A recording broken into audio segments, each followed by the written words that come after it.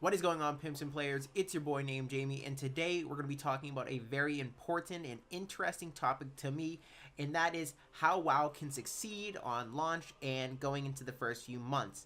Now, these are just 5 of the points that I could think of, and a few of them are borrowed from one of my other favorite games, which is Old School RS or Old School RuneScape, for those of you who are not familiar with the terminology. And this game is going through, or went through, a very similar situation to what Vanilla WoW is going through now. Now, the first point I want to talk about is how people will pay for Vanilla WoW. The current game, I believe, costs around $15 a month, and you also have to pay the one-time fee to purchase BFA, or Battle for Azeroth, for I think around $49. And I think that having people pay for Battle for Azeroth as well as Classic WoW will be a massive mistake. I would much rather see the game move to a entirely subscription model, and maybe the subscription model is more costly than the current subscription model. Maybe it's around $20 per month, but this gives you access to both the current game and the old game. That way you can share player bases and allow the players to freely travel between the two games and choose which one they want to play. But essentially what this would mainly do is I think it would eliminate the BFA upfront cost that would be charged to vanilla players, perhaps, if they decide to go down that route. And I think if they did decide to go down that route, it would discourage a lot of people who want to play vanilla or try vanilla out from buying into it, because they really don't want to pay $50 a month up front as a one-time fee to play a remastered version of a game they love. The second point I want to talk about is having a separate development team for Vanilla WoW. Now, I know for Old School RS, this might be a little more feasible given how simple it seems the development of that game is compared to a game as big as Vanilla WoW.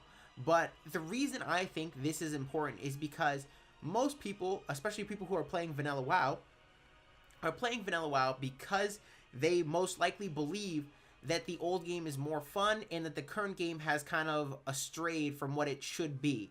And so by developing this separate development team, we're able to kick out some of the bad actors or bad developers that took original WoW down this bad path that people don't want to play anymore. And what you also allow a separate development team to do is, if they are self-run, sort of like the Old School RS team, is you allow these people in the development team to have a special expertise within what is going on in that community, and they aren't just some developer being told by someone to just code something. They actually have a vested interest probably in the game, because these people tend to actually play the game themselves, and so on and so forth. It just overall makes for a much better development team, because they are more in sync with the community than having this just be developed by one massive entity, being Blizzard. Now, the third thing I want to talk about is actually linked to the fourth and fifth points as well, and is sort of part of a system that can help WoW succeed, and that is a free-to-play model. Now, I'm not sure if a free-to-play model will be included with Vanilla WoW, but I really think it should. A free-to-play system that was perhaps levels 1 to 20, and you could access maybe a certain amount of areas depending on where you started, I think would definitely help people who are on the fence about playing Vanilla WoW get invested and actually transition into becoming full-time consumers of the game. I think the free-to-play model becomes even more effective when you couple it with a system such as WoW tokens, or as Old School RS calls it, bonds. Now, I've stated in a previous video that I don't currently agree with the current way that WoW tokens are run, and I know a lot of other people disagree with or agree with that sentiment, and they don't want WoW tokens in Vanilla WoW at all. I personally think that a reworked WoW token could be very beneficial to Vanilla WoW, and I think it would definitely have some cost to the game, but overall I think it would be a massive net positive, and people just have to do a cost-benefit analysis to figure that out.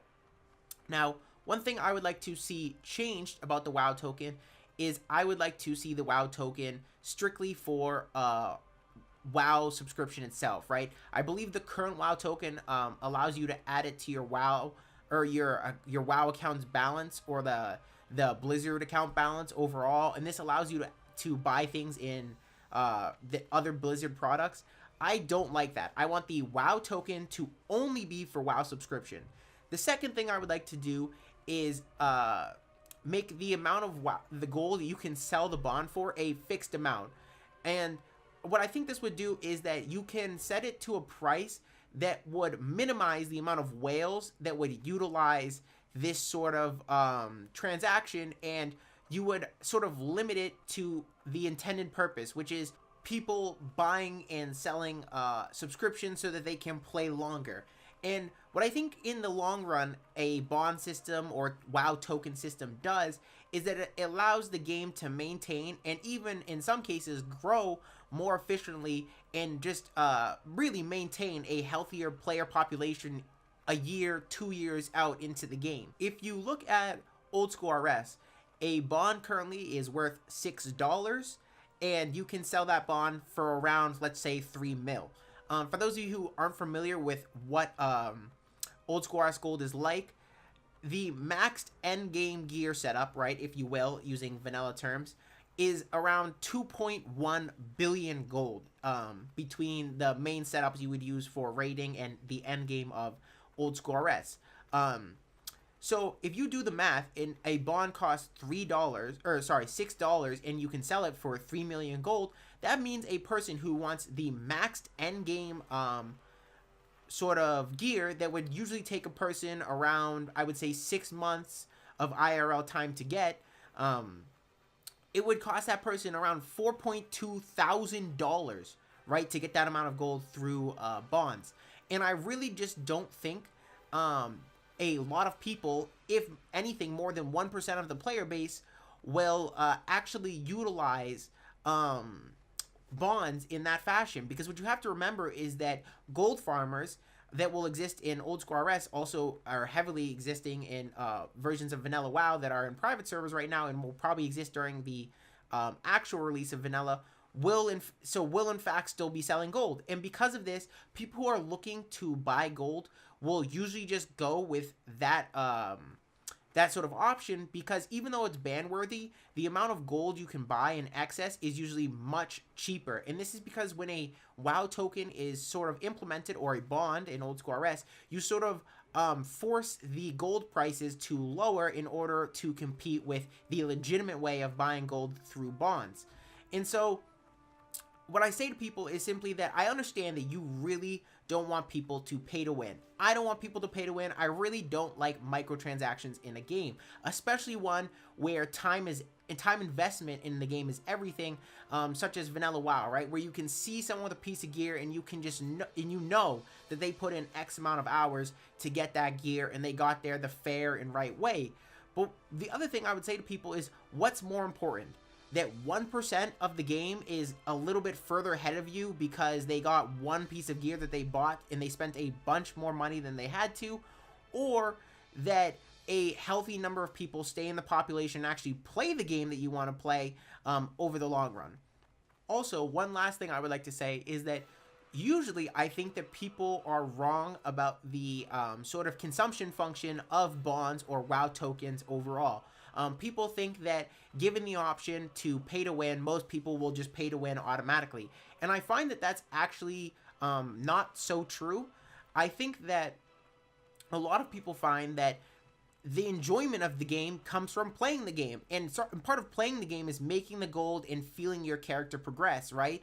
And it's the same way in old school RS. I feel that a lot of people bring up this argument as to why they don't buy bonds with real life money is because they would rather invest usually it's about 1 to 2 hours in-game time to buy to accumulate the money to buy a bond, right? They would rather invest that 1 to 2 hours in the game and actually have fun doing so than just using their mom and dad's credit card to invest into a bond, right? Because if you just get money on your account, right, it sort of defeats all this content that you had to do, and it sort of forces you all the way to the end game content, in a de facto type way. And because of that, you tend to become very bored with the game anyways very quickly, because you're sort of limiting the content in the game to begin with. And I think, as I talked about in a previous video, I think vanilla WoW especially is going to be lacking content to begin with. So I think a lot of people who end up doing this end up either quitting prematurely because they become bored, or people just don't do it to begin with because they realize that will be the outcome of their decision. The last point I want to talk about sort of ties in again with the third and fourth point, and really all the points I've made so far in the video, and that is a voting system in Vanilla WoW. Now, Old School RS does this beautifully, and what this does is, say you disagree with a point that even I raised in beforehand. What a voting system would allow you to do is you put up a booth in game where players can go vote, and you allow the current population to dictate the way the game should go.